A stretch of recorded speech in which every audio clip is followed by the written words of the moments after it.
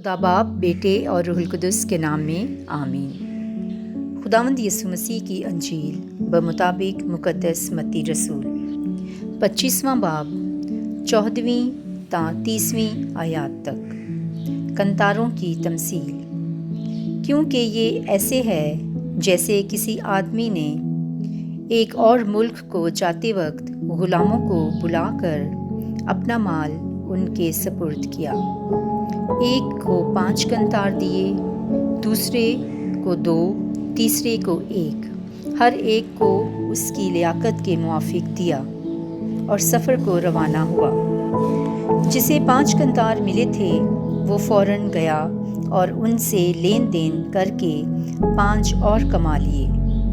اسی طرح جسے 2 ملے تھے اس نے بھی 2 اور کمائی۔ لیکن جسے 1 ملا تھا اس نے جا کر زمین کھودی اور اپنے مالک کا کنتار چھپا دیا۔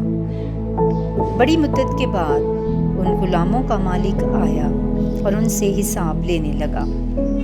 جسے 5 کنتار ملے تھے وہ 5 کنتار اور لے کر حاضر ہوا اور کہا، اے خداوند، تو نے 5 کنتار مجھے سپرد کیے تھے، دیکھ میں نے 5 اور کما لیے۔ اس کے مالک نے اس سے کہا، اے نیک اور دیانتدار غلام، شاباش، تو تھوڑے میں دیانتدار نکلا، میں تجھے کثرت کا مختار بناؤں گا، اپنے مالک کی خوشی میں شامل ہو۔ اور جسے 2 کنتار ملے تھے اس نے بھی حاضر ہو کر کہا، اے خداوند، تو نے 2 کنتار مجھے سپرد کیے تھے، دیکھ میں نے 2 کنتار اور کما لیے۔ اس کے مالک نے اس سے کہا، اے نیک اور دیانتدار خادم، شاباش، تو تھوڑے میں دیانتدار نکلا، میں تجھے کثرت کا مختار بناؤں گا، اپنے مالک کی خوشی میں شامل ہو۔ تب وہ بھی جسے 1 کنتار ملا تھا حاضر ہوا اور کہنے لگا، اے آقا، میں تجھے جانتا ہوں کہ تو سخت آدمی ہے، جو جہاں نہیں بویا وہاں سے کاٹتا اور جہاں نہیں بکھیرا وہاں سے جمع کرتا ہے۔ بس میں نے ڈرتے ہوئے جا کر تیرا کنتار زمین میں چھپایا، دیکھ جو تیرا ہے وہ موجود ہے۔ اس کے مالک نے جواب میں اس سے کہا، اے شریر اور سست غلام، تو جانتا تھا کہ میں نے جہاں نہیں بویا وہاں سے کاٹتا اور جہاں نہیں بکھیرا وہاں سے جمع کرتا ہوں۔ بس چاہیے تھا کہ تو میرا روپیہ ساہوکاروں کو دیتا تو میں آ کر جو میرا ہے سود سمیت لے لیتا۔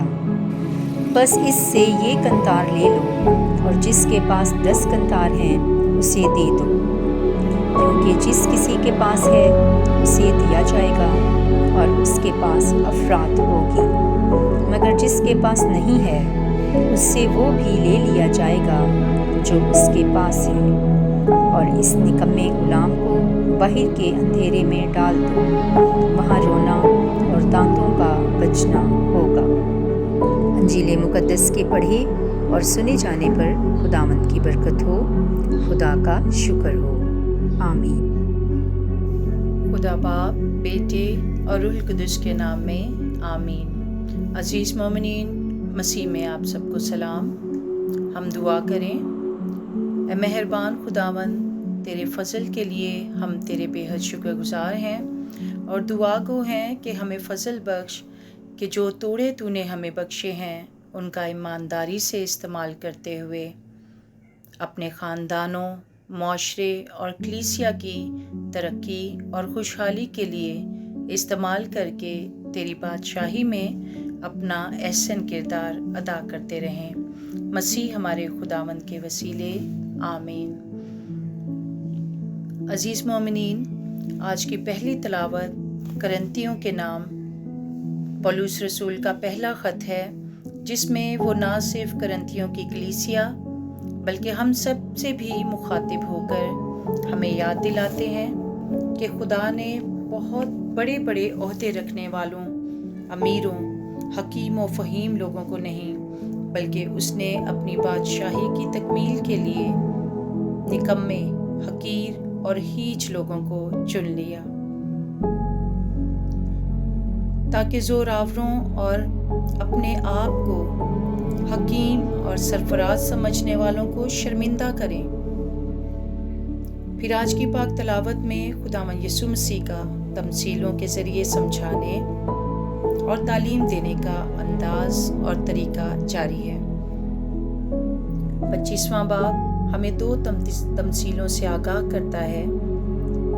گزشتہ روز ہم نے 10 کمواریوں کی تمثیل سیکھی اور آج خداوند یسوع مسیح ہمیں تعلیم دیتے ہیں کہ جو کچھ ہمارے خدا کی طرف سے ہمیں توڑے یا ٹیلنٹس یا توفیق ملی ہے، بخشی گئی ہے، اسے خدا کی بادشاہی قائم کرنے کے لیے بھرپور استعمال کر کے ہم مسیح کے مشن میں اپنا احسن کردار ادا کر سکتے ہیں۔